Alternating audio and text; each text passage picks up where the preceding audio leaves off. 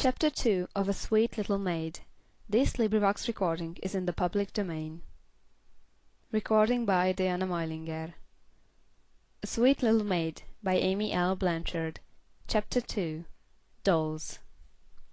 Florence and Dimple were on the back porch, where it was always cool in the morning. Bubbles was cleaning knives on the steps, the temptation to watch the dressing of the dolls being too great to keep her in the kitchen. "I declare," said Dimple, "we haven't named them yet." "That is so," returned Florence. "You take first choice, then," said Dimple. "I shall have to think, for I have a Rose, and a Violet, and a Lily, besides one named Victoria and one Aurelia." Florence sat still watching Bubbles briskly scouring her knives. "Dear me," she said, presently, "it's awfully hard. How do you suppose our mothers found names for us?" "Oh, that was easy enough," answered Dimple. "I was named Eleanor after your mamma, and you were named Florence after mine. But, you see, we are not sisters, so we can't do that. I'll tell you what let's do. You tell mamma the names you like best, and I will tell her those I like. Then she can write them down and put them in a hat, and we will draw lots for them." "That will be a good plan," said Florence. "She is coming now with the reserve bag." "Oh, oh, oh!" they cried as Mrs. Dallas shook out its contents. "Let Florence choose first, dear," said she as Dimple began making dives at the fluttering ends of silk. "You may each have 2 pieces." Dimple looked a little disappointed. Being an only child, she was used to first choice herself, but she yielded with a very good grace. Florence finally chose a piece of maroon satin and another of yellow brocaded velvet, while Dimple picked out a piece of silk with velvet stripes of a lovely pink, and another bit of blue silk brocade. "Mamma," whispered she, "give Bubbles a little piece, if she is back." And so the brightest bit of scarlet was picked out for Bubbles, who was made perfectly happy by it. "Now, names," exclaimed Dimple, as the rest of the pieces were returned to the bag. "First Florence one, and then I one. How many, Florence?" "4, I think. Ethel first for me." "No, you choose first, Dimple. I had first choice in the pieces." "No, you are company." Being company, Florence took her rights, and Ethel went down. "Blanche for me, mamma," said Dimple. "And Celestine for me, auntie." "Irene," said Dimple. "Geraldine," said Florence. "Adele," said Dimple. "My last," said Florence. "Rubina." "Oh, what a lovely name!" exclaimed Dimple.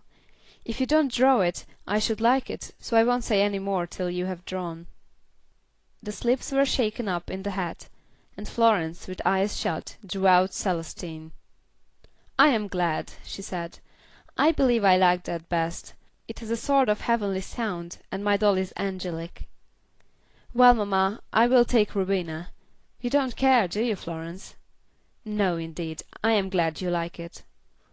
"Now they are named, we will dress them. How are you going to dress yours, Dimple?" "I think I'll have a skirt of the blue, and the waist of the pink. No, the other way will look best, because the velvet is thickest, the skirt of pink and the waist of blue." "Well, I will have to make my doll's frock of all the same, with velvet trimming. Will that look well?" "Lovely. What are you going to do with your piece, Bubbles?" "Make an overskirt for Floridy Alabamy," said Bubbles, importantly. "Who?" said Dimple, with her scissors ready to cut into the pink. "Floridy Alabamy," said Bubbles, gravely. "What a name!" shrieked Dimple, throwing back her head in a fit of laughter. "Florence, did you hear that? Floridy Alabamy." And the girls laughed till the tears ran down their cheeks.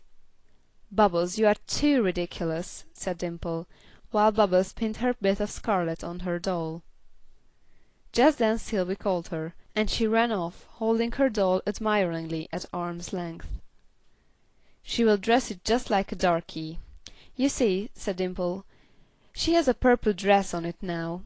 Think of that, with a scarlet overskirt, and I know she will make it a blue waist out of one of my old sash ribbons I gave her."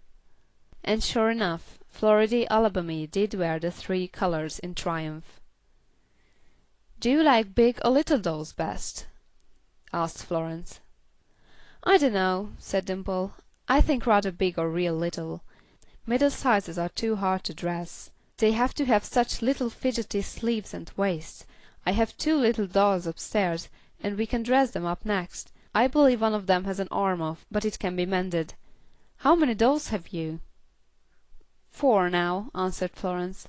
"I had 5, but Gertrude broke one. Gertrude is such a mischief.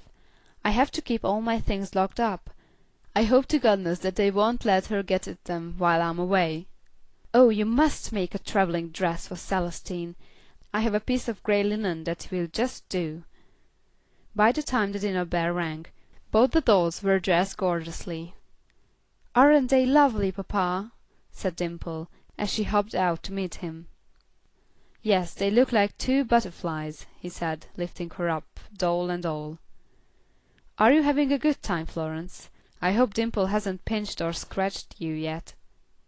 "Why, papa," said Dimple, looking very much hurt, "Florence will think I'm a regular little cat." But seeing a twinkle in his eyes, she knew he was only in fun, and was consoled by the kiss he gave her as he put her in her chair at the table. There was a long afternoon before them, and, although Dimple could not walk very well with her bandaged foot, she managed to get down to her favorite place, under a big tree, where the grass was long and thick. "Now we can play beautifully with our dolls, Florence," she said, "and have no one to disturb us, for Bubbles doesn't count. She has to be in the kitchen for a while, anyhow." They had not been out very long before Bubbles came running to them. "There is a lady and a boy in the house, Miss Dimple," she said, "and your mamma is bringing the boy out here." "A boy!" said both the girls in horror. "Think of it, Florence, a horrid boy! What will we do with him? I can't run, and boys despise dolls. As for talking, I never could talk to boys. They shut me up like a clam. I always feel as if they wanted to get away, and I believe they would if they could," said Dimple, in a disgusted tone. But by this time Mrs. Dallas had come up to them. "This is Rock Hardy, girls," said she. "As Dimple is a little lame, I brought him out here rather than take her in the house." And so saying, she left them. There was a deep silence after they had shaken hands, all looking rather bashful for a few minutes. Finally Rock took courage to say, "What pretty dolls." This was encouraging. Florence and Dimple exchanged pleased glances. "Do you think they are pretty?" asked Dimple. "I thought boys hated dolls." "I don't," said Rock. "I played with them myself for a long time, and I have one now, but I don't play with it because I like to read better." "He is a nice boy," thought the girls. "How funny," said Florence. "How came you to play with dolls?" "Why, you see, I haven't any brothers and sisters. When I was a little fellow I used to get so lonely that my mother dressed a boy doll for me, and I talked to it and pretended it was another boy." "I haven't any brothers or sisters either," said Dimple, "but Florence has. I have Bubbles, though. Everybody can't have a Bubbles. She is next best to a sister or a cousin." "Who is Bubbles?" asked Rock. "She is the little colored girl you saw when you came out of the house. She has lived here ever since I was a baby. She is a year older than I am. Her mother ran off and left her, and she is real nice to play with." Dimple was fast getting over her embarrassment. "Don't you go to school?" asked Rock. "No, mamma has always taught me at home, but I am going next year. It is vacation now." "Yes, I know," said Rock. "That is why we came here. We are going to stay for some time. I like to play with girls. Will you let me come and play with you sometimes?" "Yes, indeed," said Dimple, in her warm-hearted way. "My foot is nearly well, and I can soon run about. I think I should like to play with a nice boy." "I hope I am a nice boy," said Rock, "but I don't know. I suppose everybody is mean sometimes." "I think you look nice," said Dimple, honestly, looking at him from head to foot. "Why don't you say something, Florence?" Florence, thus appealed to, could say nothing. "Florence is my cousin," said Dimple. "She lives in Baltimore, and she came here yesterday." "Why, I live in Baltimore," said Rock. "What street do you live on, Florence?"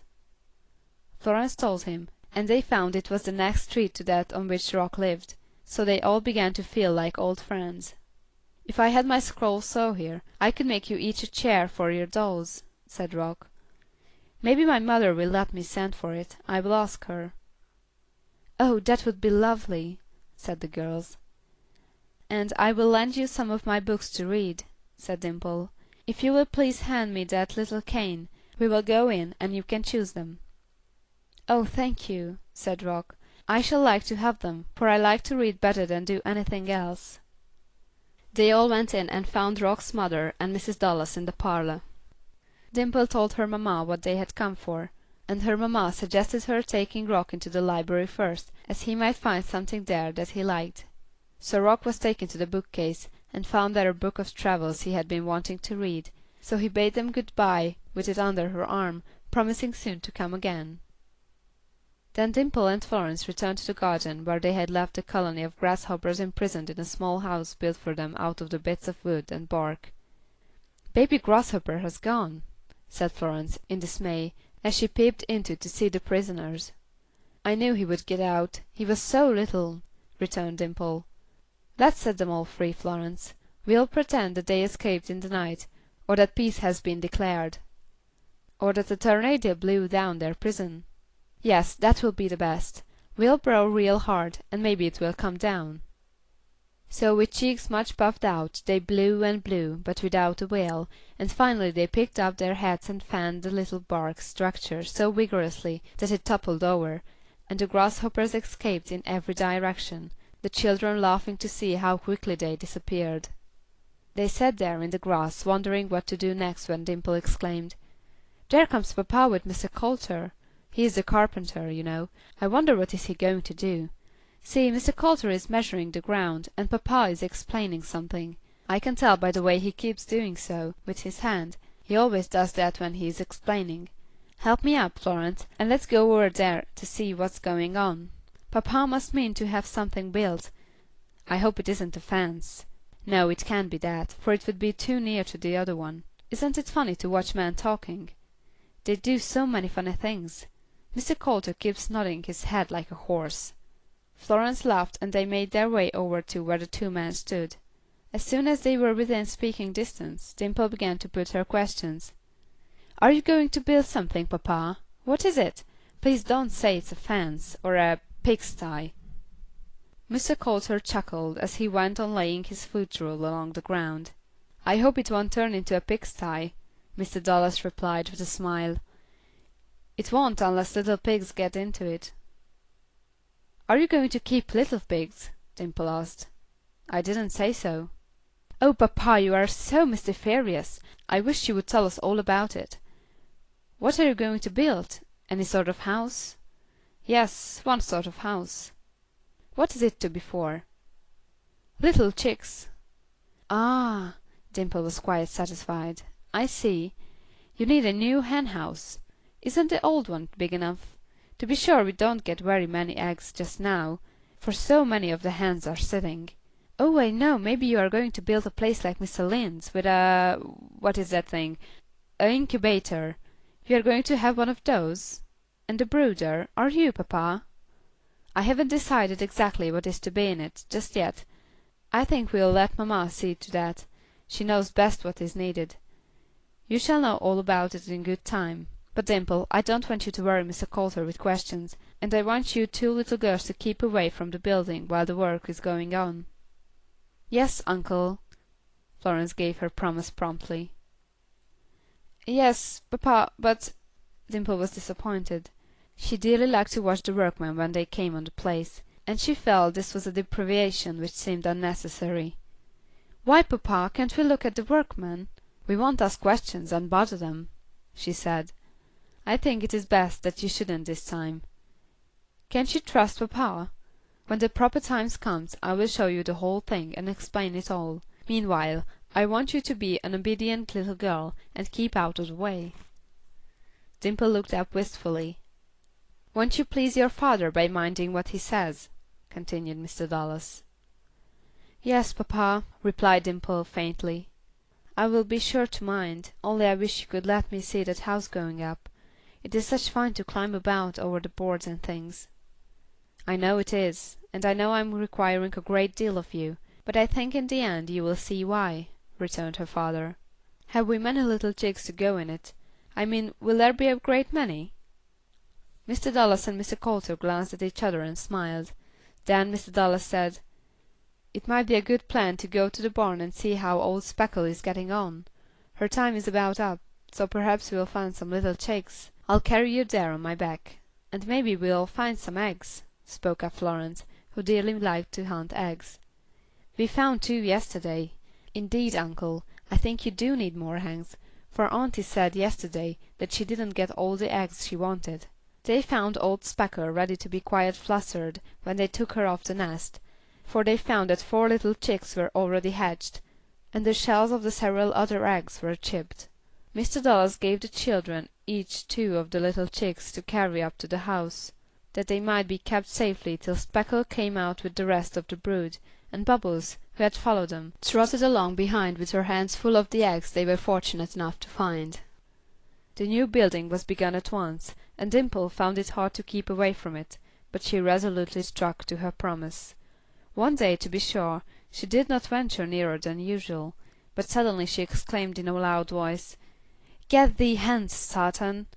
and turning, ran directly into Bubbles, who, as usual, had followed her. "What did you call me, Miss Dimple?" exclaimed Bubbles in an aggrieved tone. "You? Oh, I wasn't talking to you." This seemed rather a lame excuse to Bubbles, since no one else was near. "Yes'm, you is call me somethin'," she insisted. "They ain't nobody else." "There was somebody else," Dimple replied with dignity. "And don't you contradict me. I reckon I know what I'm talking about better than you do." This puzzled Bubbles, but it also silenced her, although she looked furtively around to see where Dimple's hidden acquaintance might be, that somebody else to whom she spoke so defiantly. "It's that no cant little nigger Jim, I'll be bound," she muttered under her breath. "He don't shy a stone at the birds, and that make Miss Dimple mad. She don't 'low nobody 'buse the birds." Thus settling the matter, she cheerfully smiled when Dimple gave her a glance, and Dimple laughed. Then she stood still. "Bubbles," she said, "Papa never said you mustn't go near that house, did he?" "No'm." "Well, just go peep in and tell me what it looks like. From the looks of the outside, I should say that is nearly done. You peep in at the window." Bubbles obeyed, and came back with the information. "It's got a flow and a stow." "Ah," Dimple pondered. "Oh yes, that's to keep the baby chicks warm, I suppose. I wish I could see it for myself. Is that all, Bubbles?" "Yes'm." "I wish I hadn't told you to peep in," Dimple remarked, after a pause. "I don't believe it was quite honest for me to do it, and I'll have to be uncomfortable till I tell Mamma or Papa. You oughtn't to have peeped, Bubbles." "You told me to." "So I did, but well, you shouldn't have done it, just the same." Bubbles rolled her eyes reproachfully, and began to mutter. "There, never mind. It wasn't your fault," Dimple confessed, hastily. But although Bubbles' countenance cleared, Dimple herself did not feel at ease till she had told her mother, which she did that night at bedtime. It was not right, her mother told her, and was a bad example to Bubbles. That is where the trouble often comes in, not so much in the actual wrong we do, but its effect upon others. "I do want to see, so very much. Papa never made it so hard for me before." "I know it, dear. I have realized very clearly all along how hard it must be for you, but I think when you do know you will be so pleased that you will forget this part of it. I am glad my little girlie was brave enough to tell of her asking Bubbles to peep." And kissing her good night, Mr. Dallas left her little girl feeling comforted. End of chapter 2.